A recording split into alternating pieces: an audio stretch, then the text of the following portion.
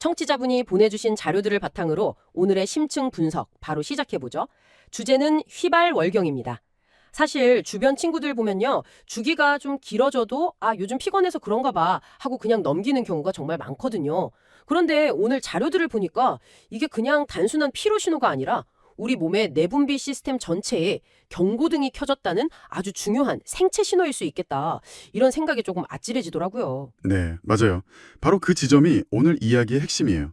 예전에는 휘발월경을 그저 좀 불편한 증상, 이 정도로만 여겼지만 이제는 패러다임이 완전히 바뀌었어요. 패러다임이 바뀌었다고요? 네, 월경 주기는 이제 심장 박동이나 혈압처럼 우리 몸의 전반적인 건강 상태를 보여주는 뭐랄까 살아있는 지표로 보는 거죠. 그래서 오늘 우리의 임무는 주기가 길어졌다는 이 첫 번째 단서를 가지고 그 배후에 숨어있는 진짜 원인이 뭔지 파헤쳐보는 겁니다. 와, 마치 사건 현장에 남겨진 단서 하나로 범인을 추적하는 탐정처럼요. 좋습니다. 그럼 이 중요한 생체 신호, 이 휘발월경이라는 경고등이 대체 언제 켜지는 건지 그 명확한 기준부터 확인하면서 본격적인 분석을 시작해볼까요? 2023년에 나온 최신 기준이 있다고요. 네, 정확한 수사를 위해선 기준이 명확해야 하니까요. 이게 나이에 따라서 기준이 조금씩 달라서 흥미로워요. 우선 초경을 시작한 지 1년이 안 됐다. 그러면 섣불리 진단하지 않아요. 아직 호르몬 시스템이 자리를 잡아가는 일종의 시운전 기간이라고 보는 거죠. 아직 시스템이 안정화되는 시기니까 조금 지켜보는 거군요. 그럼 그 시기가 지나면 어떻게 되나요? 초경 후 1년에서 3년 사이, 그러니까 청소년기에는 주기가 45일을 넘어가거나 반대로 20일보다 짧아지면 이건 좀 주목해야겠다 이렇게 생각하고요. 네. 그리고 이제 시스템이 완전히 자리를 잡는 초경 후 3년부터 폐경 전까지, 그러니까 대부분의 성인 여성에게는 주기가 35일을 넘어갈 때 휘발월경이라는 진단명을 붙일 수 있습니다. 35일이요? 네, 1년을 기준으로 월경 횟수가 8번이 채 안 될 때도 마찬가지고요. 그렇군요. 단순히 남들보다 길다가 아니라 연령대별로 이렇게 명확한 기준이 있었네요. 자, 그럼 경고등이 켜졌다는 건 확인했는데 도대체 왜 이런 일이 생기는 걸까요? 자료에서 가장 흥미로웠던 부분이 원인을 크게 두 가지 용의자로 좁히는 거였어요. PCOS, 즉 다낭성 남소증후군과 FHA, 기능성 시상하부 무월경. 이 둘을 각각 가속된 엔진과 억제된 엔진에 비유한 걸 보고 정말 무릎을 탁 쳤습니다. 아주 적절한 비유죠. 휘발월경이라는 똑같은 결과가 나타나지만 원인은 정말 정반대거든요. 정반대요. 네, 먼저 가속된 엔진, PCOS부터 살펴볼게요. 이건 우리 뇌의 시상하부에서 GnRH라는 호르몬을 분비하는 펄스가 비정상적으로 너무 빠르고 강해지는 상태예요. 엑셀을 너무 세게 밟아서 엔진이 과열되는 거죠. 엔진이 과열되면 어떻게 되는데요? 그 결과로 뇌하수체에서 황체 형성 호르몬, LH가 과도하게 분비돼요. 이 넘쳐나는 LH가 난소로 가서 난포막 세포를 계속 자극하는 거죠. 빨리빨리 일해! 하고요. 그럼 난소에서는 남성 호르몬, 즉 안드로겐을 필요 이상으로 많이 만들게 돼요. 결국 이 과도한 남성 호르몬 때문에 난포가 끝까지 자라지 못하고 중간에 멈춰버려서 배란이 안 되는 겁니다. 그 과잉 분비된 남성 호르몬이 바로 다낭상 난소 증후군 환자분들이 흔히 겪는 피부 트러블이나 원치 않는 부위의 털, 다모증의 직접적인 원인이 되는 거군요. 정확합니다. 몸속의 호르몬 불균형이 겉으로 드러나는 신호였네요. 억제된 엔진, FHO는 어떨까요? 이건 몸이 스스로 비상사태를 선언하는 것과 같아요. 비상사태요? 네. 예를 들어 체지방률을 극한으로 낮춘 운동선수나 엄청난 학업 스트레스에 시달리는 수험생, 혹은 급격한 다이어트를 하는 분들의 몸은 지금은 생존이 먼저지 생식은 사치다라고 판단하는 거예요. 생존에 집중하기 위해서 일부러 엔진을 끄는 거군요. 맞아요. 의도적인 전원 차단에 가깝죠. 우리 몸이 극심한 스트레스나 에너지 결핍 상태를 감지하면 키스펩틴이라는 물질의 분비를 줄여버려요. 이게 줄어드니까 결과적으로 GnRH 펄스가 약해지고 틈해지면서 뇌하수체와 난소로 이어지는 모든 신호가 약해지는 거죠. 결국 생식 시스템 전체가 동면 상태에 들어가면서 배란이 멈추는 겁니다. 와, 정말 명쾌하네요. 하나는 엔진 과열, 다른 하나는 의도적인 엔진 정지라니. 그런데 PCOS, 즉 엔진 과열의 경우엔 또 다른 공범이 있는 것 같아요. 자료를 읽다가 인슐린 저항성이라는 단어가 계속 등장하던데 이게 사건의 방아쇠 역할을 하는 건가요? 네, 아주 중요한 공범이죠. 여기서 인슐린 역설이라는 정말 기묘한 현상이 나타나요. 바로 그 부분이에요. 선택적 인슐린 저항성이라고도 하던데 우리 몸의 근육세포는 인슐린 말을 안 듣는데 난소세포는 인슐린 말을 너무 잘 듣는다는 거잖아요. 아니, 한 몸에서 어떻게 이런 일이 가능하죠? 우리 몸이 이렇게까지 비효율적으로 작동하도록 설계된 이유가 있을까요? 그냥 현대사회에 들어와서 생긴 버그 같은 걸까요? 정말 좋은 질문이에요. 진화적인 관점에서 보면 과거 인류가 굶주림을 자주 겪던 시절에는 에너지를 효율적으로 저장하는 능력이 생존에 유리했을 거예요. 인슐린 저항성은 그런 유전적 배경과 관련이 있을 수 있다는 가설도 있죠. 아, 하지만 풍요로운 현대 사회에서는 이게 오히려 문제를 일으키는 거예요. 자, 이 역사를 설명해 드릴게요. 우리 몸의 근육이나 지방세포에 인슐린 저항성이 생기면 혈액 속 포도당이 세포 안으로 잘 못 들어가요. 그럼 우리 몸은 인슐린이 부족한가 보다 라고 착각하고 췌장에서 인슐린을 더 쥐어짜내죠. 이걸 고인슐린 혈증이라고 해요. 혈액 속의 인슐린 농도가 비정상적으로 높아지는 상태군요. 그렇죠. 그런데 문제는 난소는 이 높아진 인슐린 농도에 저항하지 않고 그대로 반응한다는 거예요. 이 높은 인슐린이 아까 말씀드린 난소의 남포막 세포를 자극해서 남성 호르몬 생성을 더 부추기는 거죠. 결국 근육의 저항성 때문에 생긴 고인슐린 혈증이 난소의 엔진을 더 과열시키는 악순환의 고리가 만들어지는 겁니다. 정말 기가 막힌 역설이네요. 그런데 역설이 여기서 끝나지 않더라고요. 이노시톨 역설이라는 것도 있던데요. 이건 또 무슨 이야기인가요? 네, 이건 난소 내부의 미세 환경에서 일어나는 또 다른 역설이에요.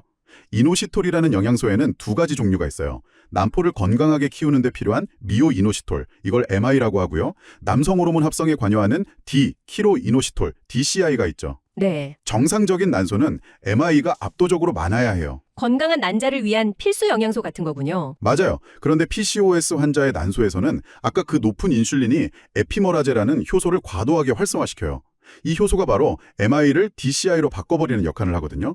그 결과 남포 성장에 꼭 필요한 MI는 점점 고갈되고 반대로 엔진을 과열시키는 DCI만 자꾸 쌓이는 거예요. 와, 꼭 필요한 자원은 부족해지고 문제를 일으키는 물질은 넘쳐나면서 난자의 질까지 떨어지는 이게 바로 이노시톨 역설의 실체입니다. 그렇군요. 그럼 이 역설을 바로잡는 게 난자의 질을 높이는, 그러니까 임신을 준비하는 데 있어서 핵심 열쇠가 되겠네요.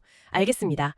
PCOS는 엔진 과열, FHA는 엔진 정지. 원리가 정반대라는 건 알겠는데 그럼 진료실에서 이 두 용의자 중에 진짜 범인을 어떻게 가려내시나요? 좋은 질문이에요. 이제 본격적인 수사 절차, 즉 진단 알고리즘으로 넘어가 보죠.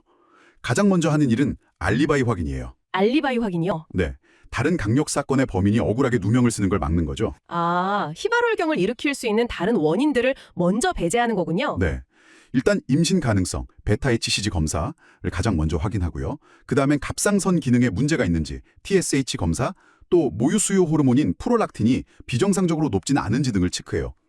이런 호르몬 공장들이 고장나도 월경 주기에 문제가 생길 수 있거든요. 또 드물지만 난소 기능이 너무 일찍 떨어진 조기난소 부전 같은 경우도 감별해야 하고요. 다른 용의자들이 아니라는 게 확인되면 드디어 유력 용의자인 PCOS를 신문할 차례군요. 2023년에 수사 도구가 업데이트됐다고 들었어요. 맞아요. AMH, 즉 항물러관 호르몬이라는 아주 유용한 도구가 추가됐어요. 기존의 진단 기준은 그대로예요. 첫째, 배란이 잘 안 되는 것. 둘째, 남성 호르몬이 높은 것. 셋째, 초음파에서 미성숙 남포가 많이 보이는 것. 이 세 가지 중에 두 가지 이상이면 PCOS로 진단하는데요.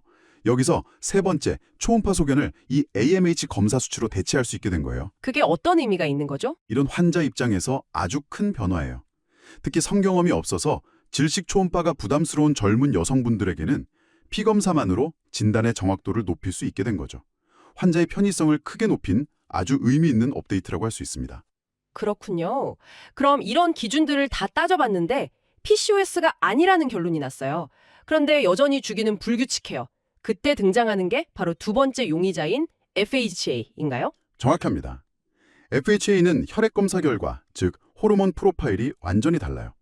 PCOS가 LH 수치가 높은 경향을 보이는 반면 FHA는 LH, FSH, 여성 호르몬인 에스트라디올까지 관련된 호르몬 수치가 전부 정상 범위의 바닥에 있거나 그보다 낮게 나와요. 아, 엔진이 꺼져 있다는 걸 혈액 검사가 그대로 보여주는 거죠.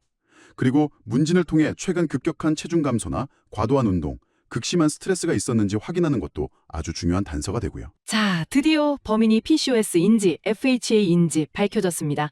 그럼 이제 어떻게 해야 하나요? 범인의 특성에 따라 해결책도 달라져야 할 텐데요. 물론이죠. 모든 환자에게 똑같은 치료법을 적용하는 건 의미가 없어요. 가장 중요한 기준은 두 가지입니다. 임신 계획이 있는가, 그리고 대사적인 문제를 동반하고 있는가. 아, 그 두 가지 질문이요? 네, 이 두 가지 질문에 따라 치료 전략이 완전히 달라집니다. 그럼 먼저 임신을 계획하고 있는 PCOS 환자의 경우부터 살펴볼까요? 이 경우 목표는 명확해요. 건강한 배란을 유도하는 것. 현재 1차 치료제로는 레트로졸이란 약을 가장 먼저 사용합니다. 예전에 많이 쓰던 클로미툼보다 장점이 많거든요. 단 하나의 건강한 난포만 키워서 다태아 임신 위험이 적고 자궁 내막을 얇게 만드는 부작용도 없어서 임신 성공률, 정확히는 생아 출생률이 더 높다고 알려져 있어요. 약을 쓰는 방법도 특별하다고 들었어요. 스테어스텝 프로토콜이라고요. 네, 이게 환자 입장에서 정말 중요한 변화예요. 기존 방식은 이번 주기에 약이 안 들면 그냥 한 달을 통째로 기다렸다가 다음 주기에 다시 시도해야 했어요. 그 시간과 심리적 압박이 엄청나죠. 맞아요. 기다리는 시간이 정말 힘들 것 같아요. 그렇죠. 하지만 이 방식은 저용량으로 시작해서 며칠 지켜보고 반응이 없으면 기다리지 않고 바로 같은 주기 안에서 용량을 한 단계 높여서 기회를 한 번 더 주는 거예요. 시간과 비용, 그리고 무엇보다 환자의 희망을 지켜주는 아주 환자 중심적인 접근법이죠. 정말 합리적이네요. 그럼 임신 계획이 없는 경우는 어떻게 접근하나요? 임신 계획이 없다면 아까 말한 두 번째 기준, 즉 대사표련형에 따라 전략을 짜요. 먼저 비만하거나 인슐린 저항성이 있는 대사형 환자분들의 치료 핵심은 메트포르민, 이노시톨, 그리고 생활습관 교정 이 세 가지입니다. 세 가지요? 네. 특히 메트포르민은 처음부터 고용량을 쓰면 위장장애 때문에 힘들어하는 분들이 많아요. 그래서 스타트 로우, 고 슬로우, 즉 250에서 500mg 같은 저용량으로 시작해서 몸이 적응하는 걸 보면서 아주 천천히 목표 용량까지 올려가는 게 중요합니다. 포기하지 않고 꾸준히 치료를 이어가기 위한 전략이죠. 아까 말한 이노시톨 역설을 바로잡는 것도 중요하겠네요. 물론이죠. MI와 DCI의 불균형을 교정하기 위해 우리 몸의 생리적인 비율인 40대 1, 이 황금 비율로 배합된 보충제를 꾸준히 섭취하는 게 큰 도움이 될 수 있습니다. 알겠습니다. 그럼 임신 계획도 없고 체중도 정상이면서 스트레스가 주 원인인 비대사형 환자 혹은 FHA 환자는 어떻게 해야 하나요? 이분들은 대사 문제가 없으니 메트포르민은 필요 없겠네요. 맞아요. 이분들에게 가장 중요한 건 두 가지예요. 자궁 내막 보호와 에너지 공급. 자궁 내막 보호와 에너지 공급이요? 네. 배란 없이 에스트로겐의 자극만 계속 받으면 자궁 내막이 비정상적으로 두꺼워지다가 암으로 발전할 위험이 있어요. 이걸 막기 위해 주기적으로 10일에서 14일 정도 프로게스테론을 투여해서 자궁 내막을 안정시키고 규칙적으로 생리를 유도해 내막을 깨끗하게 청소해 주는 거죠.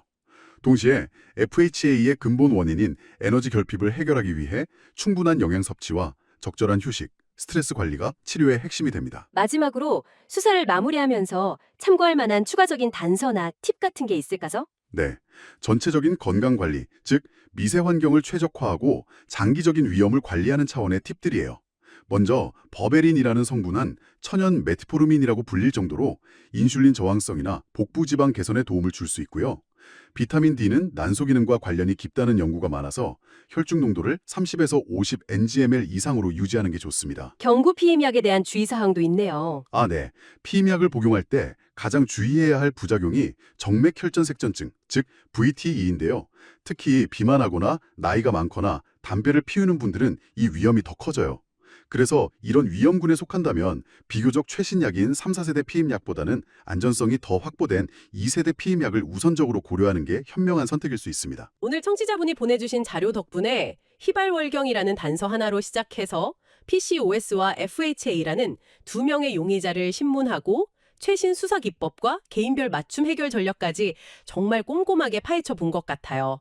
오늘의 결론은 결국 정확한 진단이 정확한 치료를 가능하게 한다는 아주 기본적인 원칙으로 돌아오는 것 같네요. 정확해요. 오늘 논의한 내용을 딱 세 가지 체크리스트로 요약할 수 있어요. 첫째, 진짜 원인이 무엇인지 정확히 감별할 것. PCOS냐, FHA냐. 둘째, 환자의 특성, 즉 표현형을 제대로 분류할 것. 대사형이냐, 비대사형이냐. 그리고 셋째, 그에 맞는 최적의 치료 프로토콜을 선택할 것. 네. 휘발월경 관리는 단순히 주기를 되찾는 걸 넘어서 한 사람의 평생에 걸친 대사 건강과 삶의 질을 지키는 예방의학의 첫걸음이라는 걸 꼭 기억해 주셨으면 합니다. 네, 정말 중요한 말씀이네요. 오늘 분석이 여러분의 몸이 보내는 신호에 조금 더 귀를 기울이는 계기가 되었기를 바랍니다. 자, 그렇다면 여기서 마지막으로 생각해볼 질문을 하나 던져드릴게요. 오늘 우리는 월경주기라는 아주 명확한 생체 신호를 파헤쳐봤는데요. 어쩌면 여러분의 몸이 매일 보내고 있지만 우리가 원래 그래 혹은 피곤해서 그래라며 무심코 지나치고 있는 또 다른 중요한 건강의 단서는 무엇이 있을까요?